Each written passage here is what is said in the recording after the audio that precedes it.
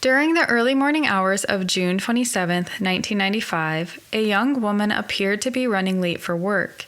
However, when authorities arrived at her apartment complex, they found evidence suggesting that she had been abducted. Prior to going missing, the 27-year-old news anchor had given indications that she was concerned about her well-being and safety. Though investigators received numerous tips, the missing woman was never found and her abductor or killer was never identified.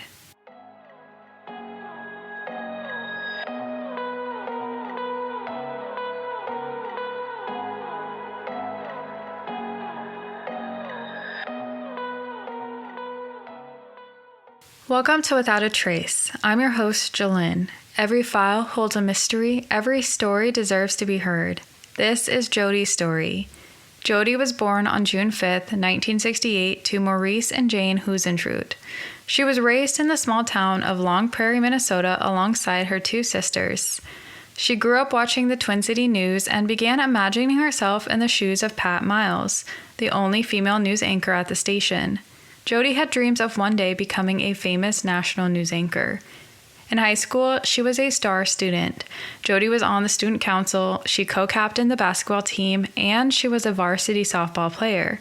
She excelled in golf, winning the state Class A tournament alongside her team in 1985 and again in 1986. After high school, she enrolled at Morehead State University and later transferred to St. Cloud State University, where she co-anchored the campus news while she studied mass communications and speech communication. In 1990, she graduated with a bachelor's degree. Following graduation, Jodi worked briefly as a flight attendant with Northwest Airlines. However, she quickly decided she wanted to be on the air, not in the air. She began her broadcast career on a typical television news job track, starting in small television news markets. Her first reporting job was at KGAN TV in Cedar Rapids, Iowa in 1991, where she worked as Iowa City's bureau chief. The next year, Jodi moved to Minnesota for an anchor and reporting job at ABC's affiliate KSAX. She worked in Alexandria, a town that was close enough to her hometown that her friends and family back home could watch her on their local news stations. But she didn't stay in Minnesota long, as she received an offer she couldn't pass up. Her next stop was at KIMT TV in Mason City, Iowa in 1993. There, she had a 2-year contract working as a morning and news anchor and producer. This position was a huge step for her as it was her first independent role. She had no co-anchor, it was just her reporting on the news every morning. In 1995, her 2-year contract was nearing its expiration, and Jodi was in the process of applying for jobs in bigger television markets, including the Twin Cities in Minnesota. According to her friend, Jodi was also exploring the possibility of moving to a state with a warm climate like Florida or Arizona. In the meantime, Jodi was loving her time in Mason City. Here she was the town's celebrity, and she always made time for her fans, to the point that at times it would take her 2 hours to complete her grocery shopping because she stopped to talk to everyone she encountered. June 1995 was a very busy month for Jodi. The weekend of June 17th, she spent time with some of her friends in Clear Lake boating and dancing. The next weekend, Jodi took a water skiing trip in Iowa City with a few of her good friends. They spent Friday and Saturday nights socializing at night spots in the college town. On Monday, June 26th, Jodi anchored the 6 a.m. Daybreak newscast. She was allowed to skip anchoring the noon show so she could be at a golf tournament by 9 a.m. Much of the tournament was rained out, so Jodi spent the day at the clubhouse socializing. Mid-afternoon, she went home to change her clothes and mailed birthday cards and notes to friends. Then she rejoined the tournament participants at the Mason City Country Club for dinner. Jodi left the country club shortly before 8 p.m. and called a friend in Mississippi at 8:24 p.m. The next morning, the news crew was busy preparing for the 6 a.m. broadcast, but Jodi had missed her 3 a.m. call time. Lately, around once a week, the assistant producer, Amy, had been having to call Jodi to wake her up. This morning, Amy woke Jodi up with a phone call around 4:10 a.m. Jodi assured Amy she'd head right to work. However, another hour went by and there was no sign of Jodi. Amy called again around 5 a.m., but this time Jodi didn't answer. Amy wasn't concerned as she believed Jodi had left her house and would be arriving at the studio any moment now, as she lived just about a mile away. But as time got closer and closer to going live for the 6 a.m. broadcast, it became apparent to Amy that Jodi wasn't coming. Amy's concern grew as she knew that Jodi cared so much about her career and she would never blow off a broadcast. But at the moment, Amy had to focus her energy on getting someone behind the camera. She spent the next hour filling in for Jodi, and as soon as she was done, at 7 a.m., Amy asked a coworker to call the police and request a welfare check at Jodi's apartment. At 7:13 a.m., a station manager placed a call to the police, and just 3 minutes later, police arrived at Jodi's apartment. An officer first checked her apartment and realized no one was inside. Looking around the apartment, police immediately saw signs that pointed to a struggle. Jodi's car was still in the parking lot, and next to it was a red high-heeled shoe, a hairdryer, and a slightly bent car key. Nearby, police found drag marks on the wet asphalt. It seemed that on the morning of June 27, 1995, it took Jodi just 30 seconds to walk briskly from her second-floor apartment to where her car was parked in the lot. It was still dark outside when she was seemingly attacked and abducted next to her car, parked just 12 steps from the entrance of her apartment.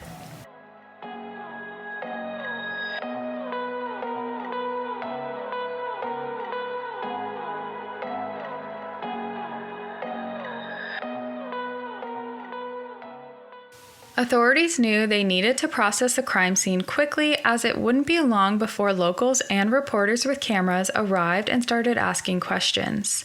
Detectives took a closer look at the scene and began finding more clues. The driver's side mirror on Jodi's car was bent backwards, and other items were found on the ground, including earrings belonging to Jodi, a can of hairspray, and some paperwork related to her job.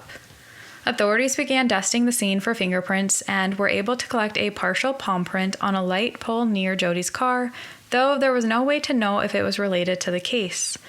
Later on, misinformation would spread about this palm print, with some saying it was on the outside of her car, later said to be inside her car, and finally that it was a bloody palm print. But the fact of the matter is that the palm print was on a light pole in the parking lot. Police also recovered a single strand of hair, though they have never revealed more about it or where it was discovered. Trying to work quickly, police hadn't yet received a search warrant to search inside Jodi's vehicle, so they towed it to the police lot where it waited for a warrant. Authorities were smart to work quickly and secure the scene, as news cameras were also quick to arrive. Amy, Jodi's boss, was the first person to report on her disappearance, sharing the story on the noon broadcast that day. Soon, TV stations all over the country picked up the story. Meanwhile, authorities moved inside to Jodi's apartment. Her apartment was messy but relatively tidy and showed no signs of a struggle. Police found work-related documents on the kitchen table next to an open can of Pepsi. Inside her bathroom, the toilet seat was up, suggesting possibly Jodi had a male visitor the night before or the morning she vanished. Inside, police continued dusting every surface for fingerprints. Investigators preserved a few items with the hopes of sending it for DNA testing later. Little did they know, their process of dusting for fingerprints would later interfere with DNA testing. In the 1990s, DNA testing wasn't the most pertinent, and the chemicals used to dust for fingerprints harbored bacteria that had the potential to destroy DNA. As police searched Jodi's apartment, 3 men arrived. One of the men, John Van Cise, told police he was the last person to see Jodi alive. He explained he was friends with Jodi and that she had stopped by his Mason City duplex the night before to watch a video of a surprise 27th birthday party that he co-hosted for her on the weekend of June 9th. The party was held at Sully's Bar in Clear Lake, Iowa. The building was owned by a friend of Jodi and John, Alden Stecker. Stecker's former wife shot the video and then gave it to John the day before Jodi disappeared. Police told John to bring the video to the Mason City Police Department, and while there, he was interviewed by investigators. Back at the apartment complex, detectives began a massive search. K-9 units sniffed around the apartment and up and down the banks of the river which ran behind the apartment complex. The fire department went up and down the river in small boats looking for any sign of Jodi. Police dug through the dumpster and interviewed her neighbors. Several neighbors told police that they heard a scream that could have been coming from the parking lot around 4:30 a.m., but no one had called the police to report it. Multiple reports also came in about a white van that was seen near her apartment complex around the time she disappeared. One person reported seeing it parked in the lot just before 4 a.m., and strangely, no one in the apartment drove a van like that. Witnesses didn't get a license plate number, but everyone described it as a white Ford Econoline work van. Police announced they were looking for the van and tips rolled in, but none pointed to the right van. A team of investigators headed to her workplace where they developed a theory that an obsessed fan may have abducted Jodi. Coworkers shared their opinions that Jodi would have been friendly to a stranger who introduced himself as a fan, and two of Jodi's golf teammates from the day before said Jodi had been planning to change her phone number after she received phone calls that she described as nasty and naughty. Though Jodi told her friends she wasn't too concerned as things like this came with the territory. Detectives went through her desk drawers looking for anything that pointed to a stalker, like notes or threatening letters, but nothing was found. They continued digging into this theory and found something buried in their own files. At 6:44 p.m. on October 8, 1994, Jodi called the police to report a man in a white pickup truck following her. At the time, police took this report very seriously. They provided Jodi with a police escort while they looked for the man, but over time they were unsuccessful in tracking him down or the pickup truck. Nothing in this report helped detectives find the person now, but it further strengthened their theory that Jodi was kidnapped. After this incident, Jodi seemed more rattled than she was letting on. She started taking self-defense classes in March 1995 and told her instructors that she was being followed and was concerned for her safety. As police looked into these strange phone calls, they continued looking into the man believed to be the last person to see Jodi alive, John. John was a 49-year-old recent divorcee and father to a 22-year-old son. John explained to the police that he had moved into the same apartment complex as Jodi when he first moved to Mason City after his divorce, but that's not where he met Jodi. According to John, it was fate that he met Jodi at a bar one evening. However, according to Jodi's friends, they kept running into John every time they went out. He was very persistent at becoming friends with her. John described their relationship, quote, "It wasn't romantic. I looked at her like a daughter." He told authorities that he cared about her so much, even in the short time that he knew her, that he named his boat after her, something her friends thought was weird. John volunteered to the police that Jodi was at his house briefly on the night of June 26th after she left her golf event. John said they had a great night as they watched the video from her birthday party. They laughed and talked about what parts to cut out from the final video. A few short clips of the video aired on the Oxygen Network in February 2020. In these clips, everyone seemed to be having a great time, except John. He seemed more concerned with where Jodi was and what she was doing. A retired FBI profiler provided their take on the video, saying, quote, "He looks really happy when he's interacting with Jodi, but when she's dancing with other guys, he's staring across the room at her with a stiff expression on his face." The profiler interpreted his behavior as jealousy. A lot of Jodi's friends corroborated this and said he was very controlling and domineering, always wanting Jodi's attention to be focused on him. Her friends also noted a few clips from the video that showcased the ease in which John could pick up Jodi and carry her away. John was happy to talk to investigators about Jodi. In fact, he talked about her a lot, despite only knowing her for less than a year. And John didn't just talk to investigators. On June 29, 1995, 2 days after Jodi disappeared, he interviewed with a TV station. During this interview, he struck the interviewer as being abnormally upbeat for someone whose best friend was missing. Shortly after, in the beginning of July, John spoke with CBS's 48 Hours alongside one of Jodi's closest friends. John referred to Jodi in the past tense, saying, quote, "She wouldn't want us sitting at home crying and sobbing. She'd want us to be out there having fun because that was her." Jodi's friend was quick to correct John, saying, "Is her. That is her." Later in that same interview, reporters filmed John meeting with Jodi's older sister, Joanne. He suddenly warned Joanne that she might find items of his clothing at Jodi's apartment, explaining if Jodi liked one of his shirts, he would give it to her. This sudden explanation struck people as odd. It seemed as if John was eager to tell everyone about how close he and Jodi were. Jodi's friends further commented on their relationship, saying Jodi elevated John. John didn't have a lot of friends, and the friends that he did have in Mason City came from Jodi. It was because Jodi brought him into her circle that he was connecting with people. As John was speaking openly with the public, he wasn't doing himself any favors. That same July, John told a Mason City newspaper that he passed a lie detector test shortly after Jodi disappeared. While the police confirmed this, they were not happy with John for speaking with the media about their investigation. John was reprimanded and told that he could be putting Jodi in danger by sharing information that the police hadn't yet released to the public.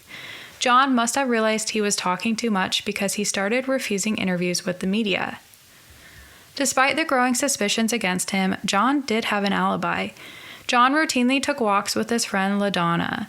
LaDonna told police that she called him at his house at 6 a.m. on June 27th to confirm their walk at 7 a.m.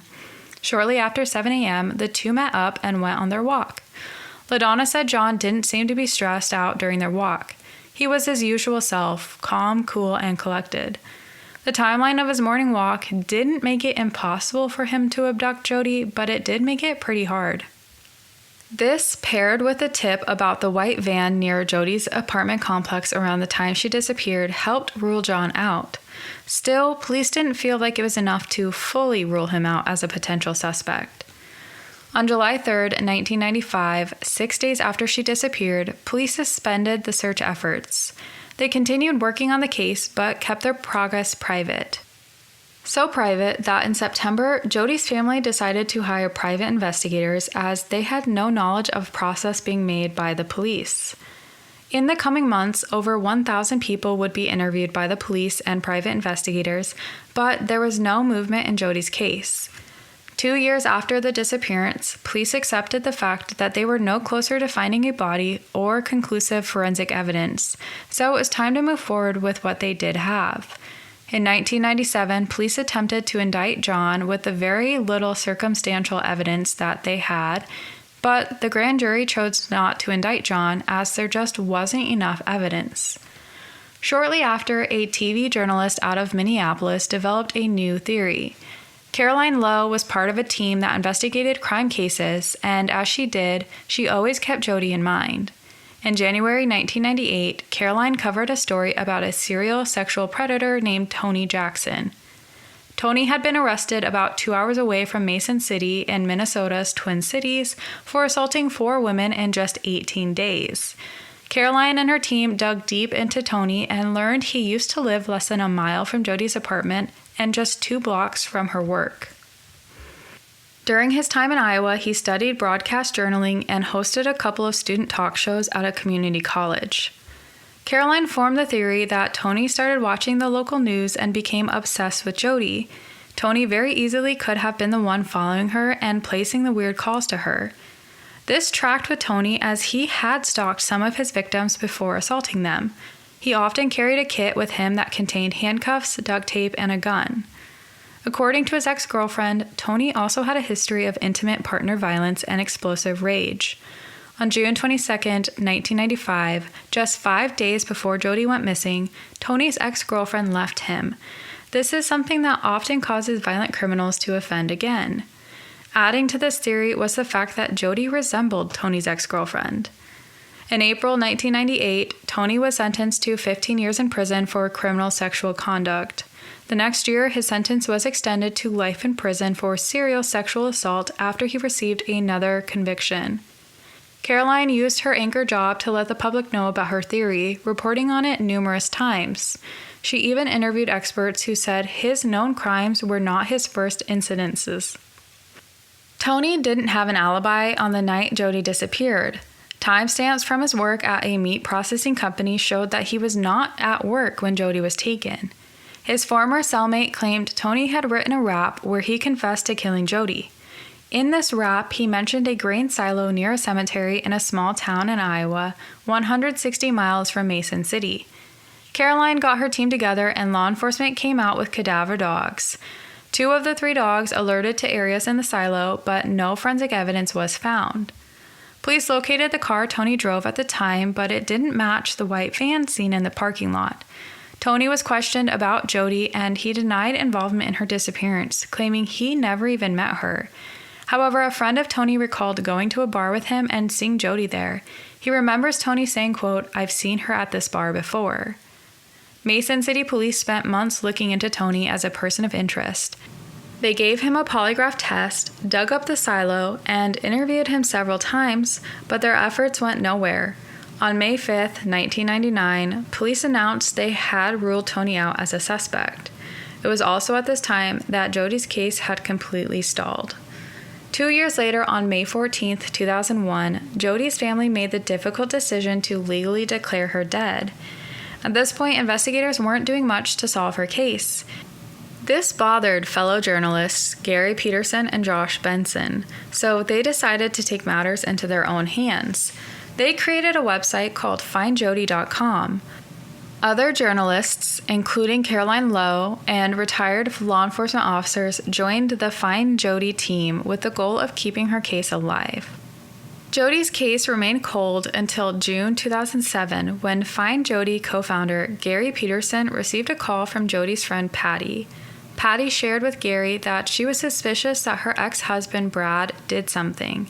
Patty and Brad divorced on June 23, 1995, 4 days before Jodi vanished. Patty shared that her ex-husband had called her 10 years after their divorce out of the blue, asking if she knew what day it was.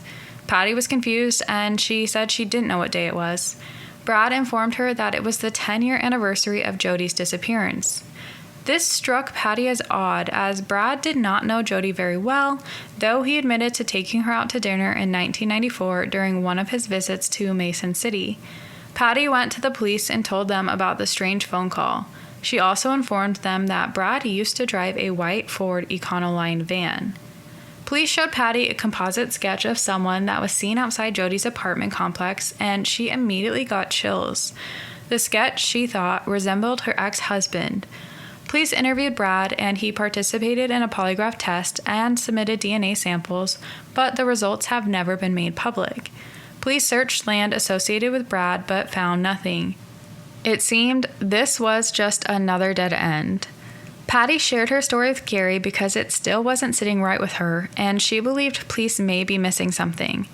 Police conducted searches in October 2024 and again in November 2025, but again, they found nothing.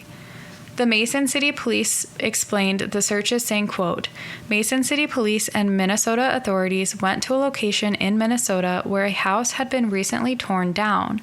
Law enforcement used a specially trained dog to examine the area in reference to a possible lead regarding Jodi's case. In the areas where the dog showed interest, machinery was used to dig and excavate the site to look for evidence related to her case. Nothing at all was found. This tip did not pan out, but we felt it was important to examine the site since the house was removed. Again, nothing was found." In 2008, a Mason City newspaper received an unmarked envelope containing a copy of Jodi's 84-page personal journal. Up until that point, only the police knew about her journal. A police investigation revealed it was sent by the wife of former Mason City Police Chief David Ellingson. Cheryl Ellingson had previously worked for the newspaper. Cheryl said she found the journal in their house as they were moving and decided she didn't need it, but that the paper might want it. No further motive was ever given for why she sent the journal to her former employer. In a KIMT TV story that aired on June 23, 2008, Mason City Police Chief Mike Lashbrook confirmed that the copy of the journal was real and it was the same copy that was given to police. The last 3 entries in Jodi's journal were written on June 11th, 13th, and 25th. Over 2 weeks before her disappearance, Jodi mentions the same person. On June 11th, Jodi wrote about the amazing birthday party that John threw for her.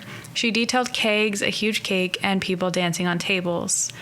On June 13th, she discussed attending a concert with John and buying herself a new car.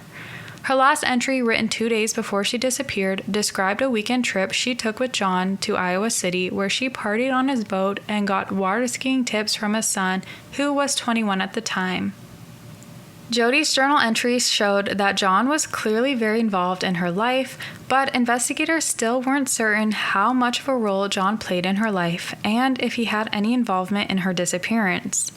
Sometime after Valentine's Day 2017, John moved to Arizona.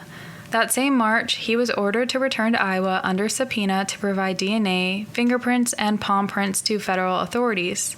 The Mason City Police received approval to install GPS tracking devices on 2 vehicles tied to John.